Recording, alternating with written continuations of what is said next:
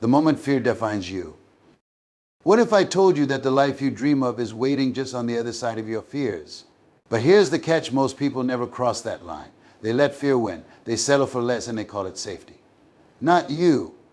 Today we're going to talk about how to face your fears head on, how to break free from the chains holding you back, and how to claim the life you deserve.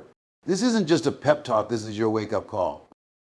Recognizing the enemy fear defined. Fear is a thief. It steals your dreams, your confidence, your potential. But here's the truth: fear isn't real. It's a construct of your mind, a defense mechanism designed to keep you in the comfort zone.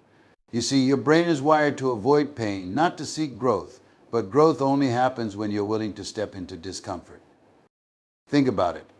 Every great achievement in human history, every breakthrough, every revolution, every innovation began with someone who decided to confront fear instead of running from it.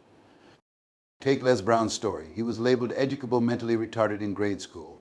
Imagine that. A label like that could have destroyed him, but instead of letting fear define him, he faced it.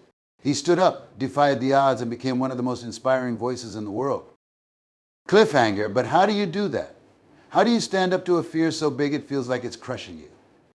The battle within: tools to face your fears. Let me take you to the battlefield, because that's what it feels like, doesn't it? A war between who you are and who you want to be, between what's comfortable and what's possible. Here's the first weapon in your arsenal: awareness. You can't fight what you don't see. What are you afraid of? Is it failure, rejection, judgment? Write it down, get specific. Because when you name your fear, you take away its power. Next, reframe fear. Fear doesn't mean stop. It means go. It's a signal that you're stepping into uncharted territory. And that's a good thing. You know what Les Brown says? Shoot for the moon. Even if you miss, you'll land among the stars. Think about that for a moment. Fear isn't a stop sign. It's a signpost pointing you toward growth. But here's the hard truth. You can't overcome fear without action. This is where most people stumble. They wait until they feel ready. But let me tell you something: you'll never feel ready. Courage isn't the absence of fear, it's the decision to move forward in spite of it. Cliffhanger, and what happens when you do? When you take that step forward, that's where the magic is. The transformation, who you become. Here's the beauty of facing your fears. On the other side is freedom. Freedom to dream bigger. Freedom to live bolder. Freedom to become the person you were always meant to be. Imagine yourself 5 years from now. What does your life look like if you keep running from fear?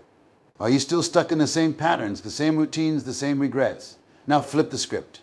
Imagine what's possible if you take that leap. Who are you when fear no longer controls you?